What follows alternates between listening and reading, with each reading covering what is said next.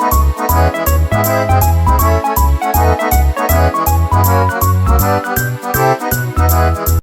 welcome to ToyMatt, where I review and compare toys new and old. For more ToyMatt content, check out my social media. And if you're interested in supporting the channel, check out the link in the description to get some neato ToyMatt merch, like my handsome avatar is wearing here in this picture. But anyways, on to today's video. Today we'll be taking a look at Luke Skywalker Jedi Knight action figures. So here on the left, we have the original Luke Skywalker Jedi Knight that was released as part of the 1983 Kenner Return of the Jedi line. And then on the right, we have the Jedi Knight Luke that was initially released as part of a Target 3-pack in 2017. Shown here along with Emperor Palpatine and Imperial Royal Guard. So, taking a look at the original Luke, he comes equipped with a blaster, a lightsaber, and a cloak. He used each of these in Return of the Jedi. This action figure has a ton of variants. First off, the cloak.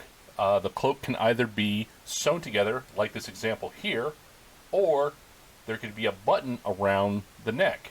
The next thing is the lightsaber. In the early production of Return of the Jedi, Luke Skywalker was to use a new blue lightsaber. However, during the filming, the blue lightsaber got washed out on the blue sky of Tatooine when he was fighting on Jabba's sail barge. So, later in production, they switched the lightsaber from blue to green. Some toys went out with Luke with a blue lightsaber, and the blue variant is more rare. Here I have the Luke with the green lightsaber and the sewn cape. The accessories I have with this Luke are reproductions. I have the actual accessories, but I don't want to put them in his hands to prevent getting stress marks on the accessories themselves. So the coloring is a little bit off on the original Luke's accessories. So let me take off his cloak so you can get a little bit better look at the figure.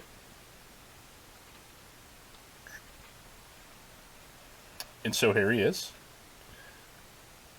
He's got the Jabba's Palace blaster. A different colored version of that came with the indoor Luke Skywalker, which is a pretty close match to this figure. Comes with a different poncho, black blaster, and a helmet molded onto his head.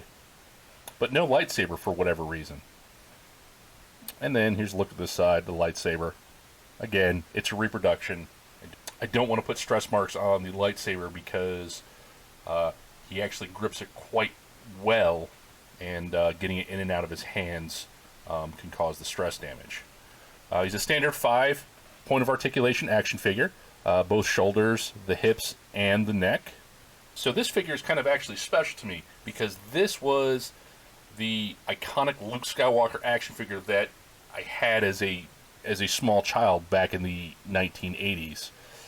I personally think that this is the best Luke Skywalker action figure from the original line because he does come with a blaster, a lightsaber, and the cape.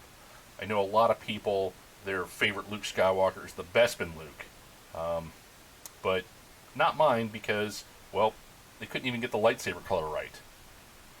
So, moving on to the more recent Luke Skywalker.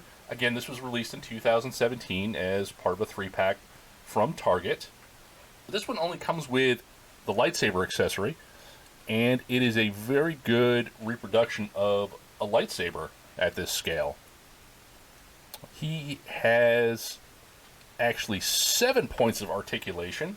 Again, the standard hips, shoulders, and neck, but also his wrists articulate, which give him a little bit more posability and lets you put him in some more action-oriented stances.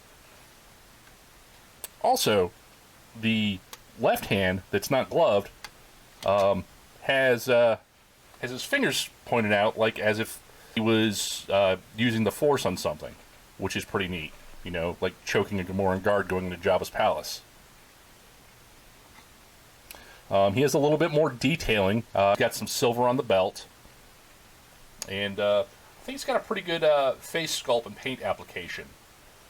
The original Luke Skywalker retailed for about $3 back in 1983.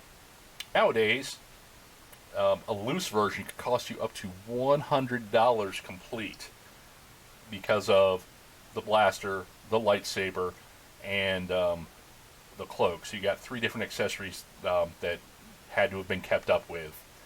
The rarer variations, the blue lightsaber and the snap closure cloak, will be significantly more, with the blue lightsaber going for at least $60 to $75, and about the same for the snap cloak.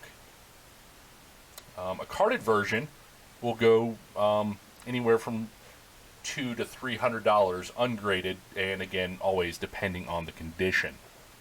Luke Skywalker retailed for about $25 and was a Target exclusive. I was able to get mine on clearance. $25 is a little bit too much for 3 figures that normally retail at $7.99 each. So 3 figures, $7.99 is $24. Yeah, okay, I don't want to get ripped off that extra dollar. So I was able to wait for this to go on clearance and picked it up a little bit cheaper. This figure was also re-released twice. Once as part of the 3 3/4 inch Galaxy of Adventures line in the tube cases, and then again on the Solo movie card. The version on the Solo movie card is a little bit more difficult to find because it was in a later wave. However, the 3-pack is easily found online. My personal thoughts on these. Again, this action figure has a special place in my heart because this was the Luke Skywalker of my youth. The original, it could be used in a variety of play settings. Jabba's Palace, on Endor, and the final duel against Darth Vader. The newer one, it's a great update. I really like the lightsaber. However, he did not come with a cloak or the Jabba's Palace blaster, which is a little bit disappointing. I like accessories, but I think it's a good update, especially the head sculpt. So what are your thoughts? Are there any toys you'd like to see me compare? If so, reach out to me on social media. And I know here I put in some reproduction weapons, which I am not overall a big fan of. I just wanted to be clear that I was using reproduction weapons. What are your thoughts on reproduction accessories overall?